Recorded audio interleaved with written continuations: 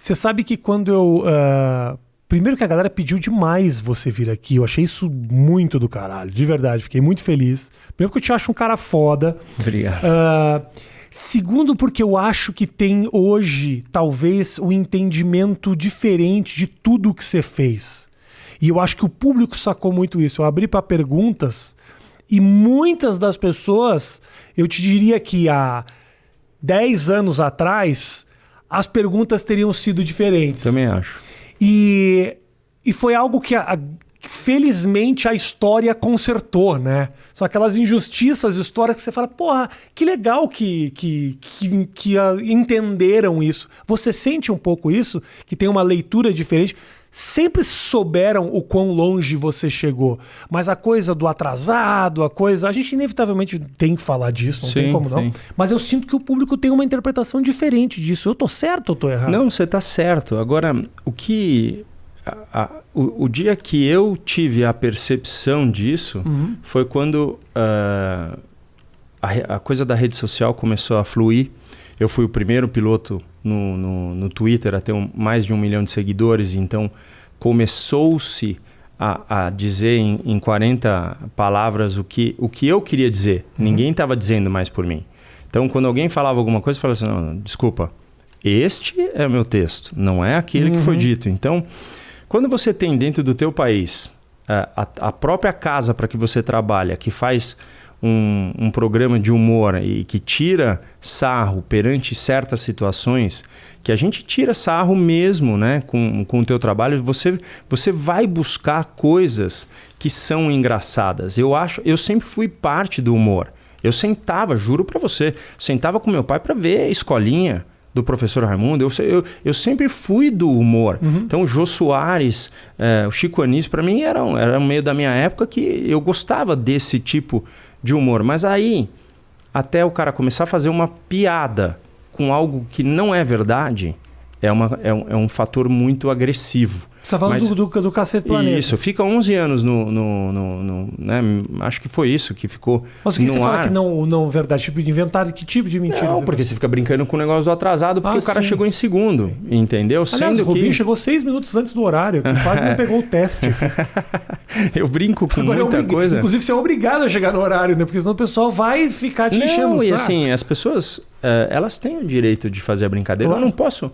Eu não posso ficar chateado com algum tipo de brincadeira, porque se o país inteiro brincou com uma história, não tem muito jeito. É que você entrou na brincadeira também, fez foram propaganda. Poucos que foram lá para verificar. O cara que teve a pachorra de verificar que o menino nasceu humilde, se dedicou. Quantas vezes ele foi campeão? Aí o cara vai lá e fala assim, puta, o cara foi campeão disso, foi campeão daquilo. Aí ele começa a se dar o valor. E assim, quando o cara anda de kart indoor, você pode ver na rede social, o cara fala assim, eu nunca mais vou falar mal do Rubinho. Ou seja, aí o cara começa a dar né? Quando a primeira vez que eu estava numa sala e vi o Guga dar tentar uma paralela e que ela foi para fora, só que se ela tivesse milimetricamente entrado, ele tinha deslocado completamente o cara. Só que ela, infelizmente, foi para fora. Aí o cara falou, não tinha que ter tempo. Você tá falando o quê, velho? Desconhecimento. Você já pegou numa raquete? Você já fez um negócio? Você sabe o que é bater um pênalti com a torcida inteira gritando, ovacionando o teu nome, falando que você é um escroto, que você é isso? Então, eu acho que os nossos filhos, o teu filho, ele vai trazer situações novas para você.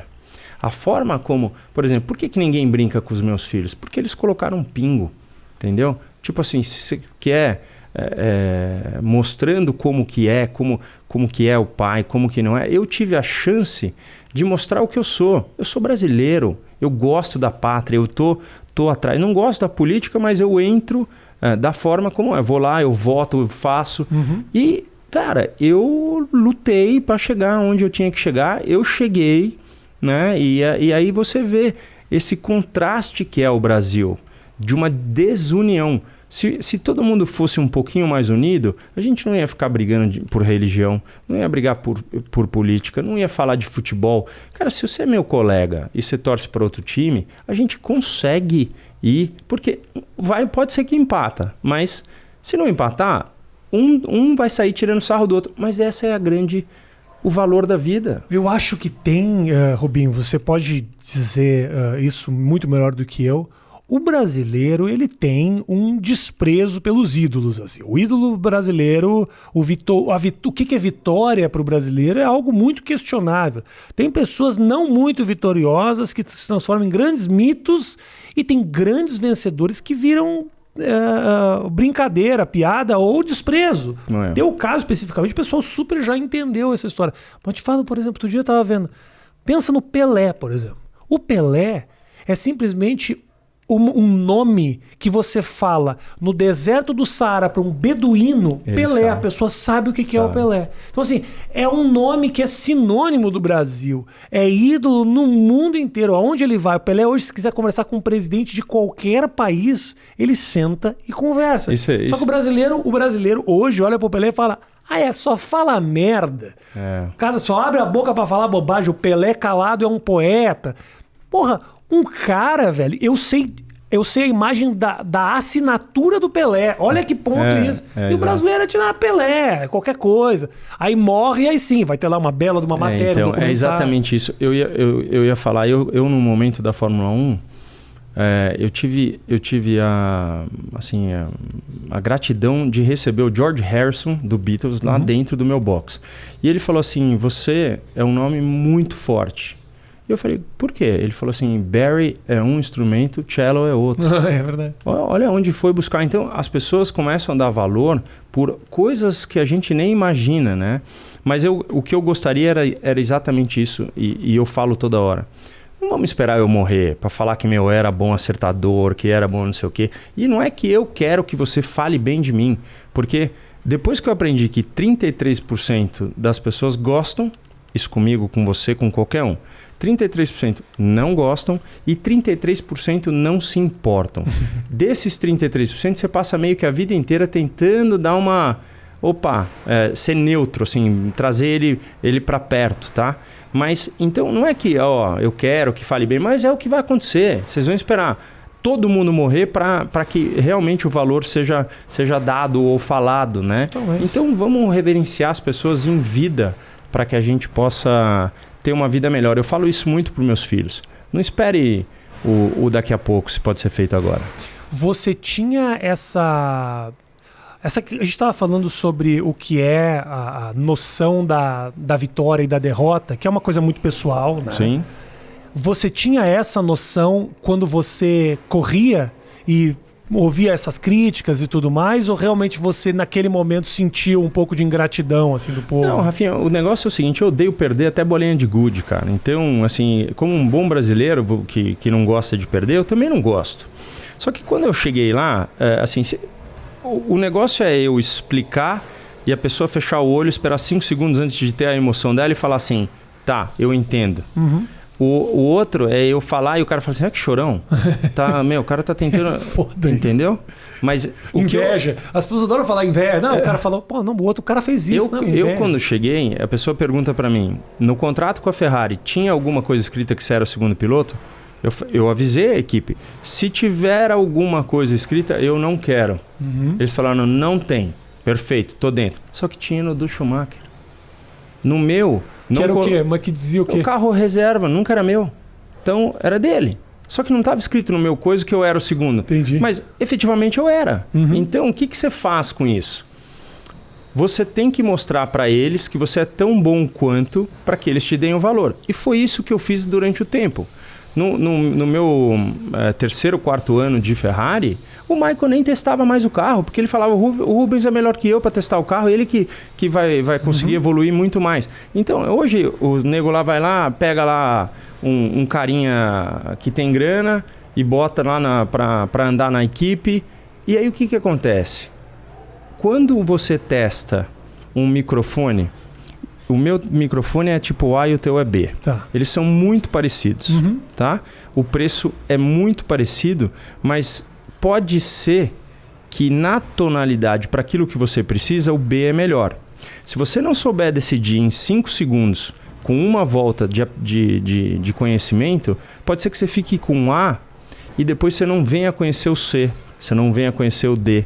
Então, hoje o menino que chega lá com dinheiro, ele não dá a evolução certa para o carro e a equipe começa a ir para baixo.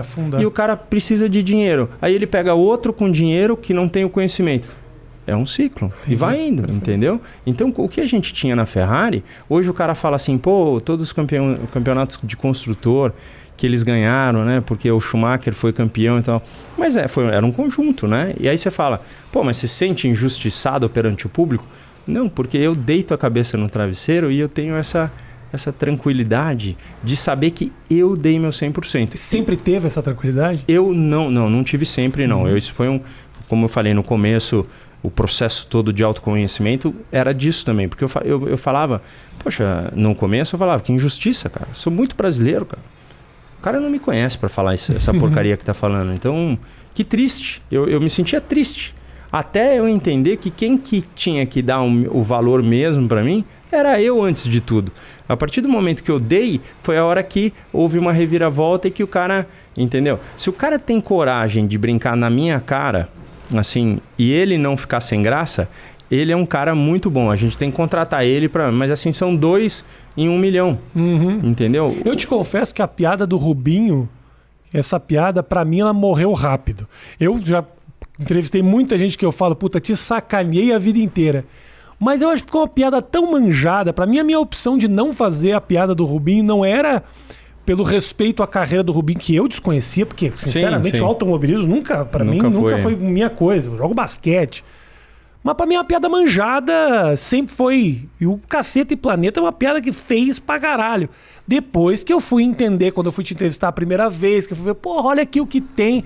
Mas eu acho que as pessoas não se dão essa... muita gente. Hoje em dia mais, porque realmente eu acho que a mesa virou um pouco. Mas não se dão essa então tem paciência para se informar, para saber não tem, também não tem a vontade, porque os problemas nossos diários, eles são muito mais importantes do que eu passar todo o tempo fazendo isso ou fazendo aquilo. Então, eu fui repórter da Globo por 2 anos. Então, quando eu comecei a fazer perguntas pertinentes, assim, sem faltar respeito, porque uma vez, no ponto, falaram assim, vai lá, entrevista o Massa e pergunta do ano que vem. Eu falei, no grid, isso não se faz. Eu não vou. O cara está concentrado para a corrida, a resposta dele vai ser amarela, não vai.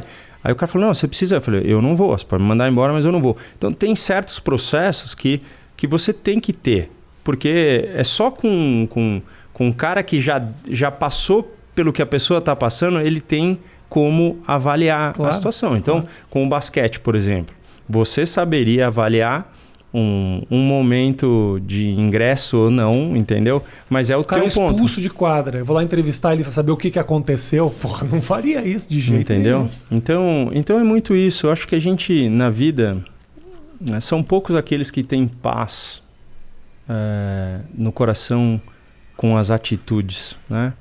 Ontem eu sentei com meu filho para conversar de situações de pais separados, de 15 anos, é um momento, né, tá explodindo tudo, assim, né? Então, eu me sinto muito eficiente a isso, assim, eu gosto muito disso, eu gosto, eu coloco muito amor à coisa, eu posso quebrar a cara, mas do momento em que eu coloquei amor a mim, a saber o que eu dei, assim, aquilo... Ainda bem que a gente testou, hein? Não, mas eu sou vacinado. Eu daqui a pouco quero um pouco d'água. Pega um pouquinho d'água pro Rubinho. Somos grandes contaminadores. Eu fui para os Estados Unidos. Esse nariz nosso aqui, velho, tossiu, contamina um estado inteiro. Olha lá. Pega uma aguinha pro Mas no momento em que você tem isso muito claro, assim, sabe? Do quanto você já se dedicou e o quanto que você sabe que deu certo e o quanto que não sabe. Claro. O quanto que você Só sabe quem que deu sabe certo. Isso é você. Só? Com certeza, não tem sentido.